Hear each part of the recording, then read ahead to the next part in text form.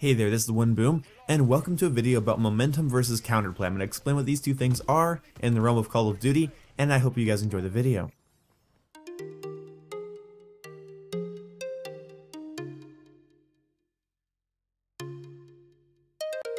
So first things first, this topic is more about respawn game modes within Call of Duty. So I know SND is its own ball game, and I don't really want to talk about that in this video, so just letting you guys know that right off the bat. So what is counterplay versus momentum-based gameplay? Now, I'm going to give some examples here. If you guys haven't played earlier Call of Duties, this might not make so much sense to you, but this is from my experience with Call of Duty. This is from my knowledge, my understanding, not my opinion, my understanding, and this is from my experience. So it's not 100% fact, but it's not just an opinion or a thought. It's something that I've noticed over my time of playing Call of Duty. And yes, I do find it funny that we don't say duty, we say duty. We don't say duty, we say duty, and that's funny to me that we say Call of Duty, not Call of Duty, but whatever. Anyway, first off is momentum-based gameplay. Momentum-based gameplay I could most equate to Black Ops 2, Advanced Warfare, and Modern Warfare 2. Basically what momentum-based gameplay is your initial push and your initial grab for score and kills will allow you to win the game a lot easier. It's not a guaranteed win, but if you're an exceptional player and you get a momentum in a game of Black Ops 2, for instance, and you cap your flag, you cap the B flag, you pick up some kills, you start getting your streaks, it rolls from there and it snowballs into you pushing the enemy team into their spawn with streaks. And I talked about bullying gameplay a while back. This kind of pertains to that video, but it's a little bit different. The cons about momentum-based gameplay would definitely be that it takes your initial push to carry your momentum into the rest of the match. Your first round, your first 3 minutes of a round in a match of, let's say, Black Ops 2 domination can dictate the rest of the match. You could camp for streaks, you could bait your teammates for streaks, you could C4 people for streaks, you could just riot shield on a flag for streaks. You understand what I'm saying? You get that forward momentum of score and kills, and you end up becoming a very formidable enemy because, well, now you have streaks. And the way the streaks are made, the maps and spawns are laid out, you then get to push the enemy team to their spawns. A common combination I used to see in Black Ops 2 all the time was Dogs, Warthog, and Lodestar. If these three streaks were on the map, you were screwed. You were immediately boned. You did not get to leave your spawn. You did not get to shoot people. You didn't get to get spawn trapped though. You didn't get to play. Same thing in Advanced Warfare with no exosystem hacks, bombing runs, and warbirds or assault drones, or actually a lot of the top tier streaks just get to push you into your spawn, push you into not even like your spawn location, just like the specific area on the map you spawn. Like wherever it is, you just get to die. You're not really being spawn trapped, you're just being spawn killed, and again, you can put your controller down and have the same realm of effect. The way the spawns and maps are laid out makes it hard to shoot down the streak. Like for instance, if you can shoot down a Lodestar when it's pinning you in the back of your spawn on hijack or Nuketown or something like that, then you must be a god or you must be hacking. But they got the forward momentum, so you get to lose for the rest of the game. And broad strokes paint the fence faster. I'm not saying every match was like this or every match against good players was like this. I'm just saying that the games could cater to this. The games did cater to it, and if you wanted to do well, that was the right way to do well. And hell, in Modern Warfare 2, if you got the Harrier, Chopper Gunner, and Nuke, your initial moments of the game with your suppressed ACR, or your noob tubes, or your M16 and spas, whatever, those initial moments were allowing you to end the game via a kill streak. Now, what is counterplay? Now, I bet you're thinking, well, it's the direct opposite of momentum. I'm just gonna click away from this video and go watch porn. No, please stay here. You could do your dastardly deeds later. I want to explain what counterplay is to me and in my experience. Counterplay is hinged on how the spawns, maps, and kill streaks are designed. Counterplay doesn't mean you always spawn behind your enemies and your streaks are useless. What usually dictates counterplay is the act of everything being able to be defeated by something else. Not just having to use a perk to deter the negative effects of an overused weapon or kill streak. I mean actually being able to counter someone's playstyle. And I can mostly translate this into, and people are going to get mad at me, MW3, COD 4, World at War, and Ghosts. Now I know in those games you had the potential to be trapped in your spawn or hit X and respawn into a chopper gunner or whatever, there was a potential for that.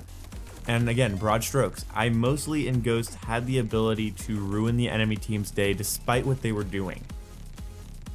Counterplay would basically be what Black Ops 3 is, with the specialists, black hats in their current state, and the way streaks work. The fact that I can shoot down a streak, like let's say a Talon from Black Ops 3, I can shoot that down in one lock-on rocket.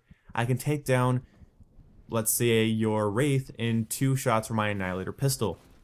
This to me is very, very, very important. This is the ability to not be spawn trapped and the ability to play the game for everyone. This, in Black Ops 3, I hope, there's a numerous number of ways, there is a large number of ways that we can counter the enemy team's streaks. For instance, if they call in a Wraith, if they have a specialist weapon charging up, if you see somebody with a one-shot kill pistol, the ability to counter that is very important. Basically, in a counterplay scenario, your loss or win would not be determined within the first 3 minutes. It wouldn't be determined on how you camped for your streak, it wouldn't be determined on how many people you shot running into your room when you had a Bouncing Betty and a shock charge setup.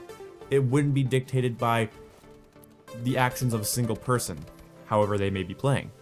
Now I could go on and on about how counterplay can be involved. For instance, in MW3, the support streaks were very, very crucial for counterplay. Having a SAM turret or a stealth bomber gave your team the edge, and yeah, it was a frustrating death to die by somebody that only got 11 kills and they got a stealth bomber. That was a little bit annoying, but I never had games in MW3 where I felt entirely useless. And that's very important. I know you're thinking, get good scrub. You're probably thinking that I need to get better. You know, oh shut up, I am good. I am good at the game, so I deserve to do better. And I'd say yes, you are correct. You deserve to do as well as you are. If you are extremely good at Call of Duty, reading spawns, winning gunfights, reacting to gunfights, I don't know, getting streaks, the list goes on and on. If you're good at that, yes, you deserve to be victorious in a lot of different scenarios. But in a public match setting of Call of Duty, you're fighting people that could be 12 years old, playing on their family's TV. You could be battling a 40-year-old that just put their kids to bed and wants to hop on with a beer and play some Call of Duty. You could be playing against somebody who doesn't even understand the game. You could be playing against somebody with the best equipment, best internet, and the best understanding of Call of Duty that ever lived. And you could be battling against any of those in a public match. Your engagement variety is widely increased in a public match. You could be battling, again, like somebody that's 45, doesn't really play that often, someone who just got into Call of Duty and they're like 12 years old. You could be battling either of those people, or a super Astro wearing, scuff controller toting tryhard. So this notion that if you're good, you can do something, you can do the thing to get your streak, you can do the thing to get your forward momentum and smack the enemy team for the next 8 minutes. Your ability to do that, yeah, you are not entitled to that. I'm sorry. In a public match, you're just not entitled to that win. I'm very sorry. It's very important to me that I can play a game against good enemies or bad enemies and have a similar sort of engagement variety. I expect to lose more gunfights to a better player. I expect to lose more map control to a better player. I expect to get more streaks called in on me by a better player. What I shouldn't expect is, well, this is a good player, he's gonna get a tactical nuke and destroy the game. This is a good player, I'm gonna get dogged and warthogged in the same match. Great. We'll just kill him and knock him off his streak. I'm talking about exceptional players being able to go into a game and just win. If I am doing well in a match, but my 5 other teammates aren't, why do I have to be punished for that? In a game of counterplay, let's say in Black Ops 3, in a game of counterplay, I should be able to have a say in how the match goes. I should be able to dictate how well I do based on my own performance, and just because my teammates keep running past claymores into spaz 12s and getting the enemy team a Harrier strike doesn't mean they get to win. I'm sorry, that's not how it should be in my opinion. Call of Duty's far too casual with such a plethora of players. From good to bad to mediocre to awful. You have so many types of players in public match. You really can't basically say, well, if you mastered the art of pub stomping, then you get to win every match because you have the right class, the right streak set up, and you know the best camping spots. I can't tell you how many matches I've lost in Modern Warfare 2 to somebody sitting in a room, invisible to my UAV, using one-man army, using claymores, and using a suppressed rifle, wrecking my very, very inept teammates. just enough, and I didn't realize he was wrecking them until I, Harrier strike inbound, chopper gunner inbound, tactical nuke, it's off. You get the point. Anyway, what do you guys think? Do you think counterplay is just a fancy word for I'm a noob, please don't shoot me?